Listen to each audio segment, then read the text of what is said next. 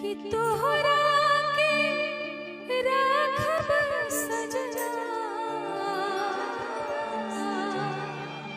पलकन की छाँव में कि तोहरा के राखब सजना पलकन की छाँव में जोड़ ले बानी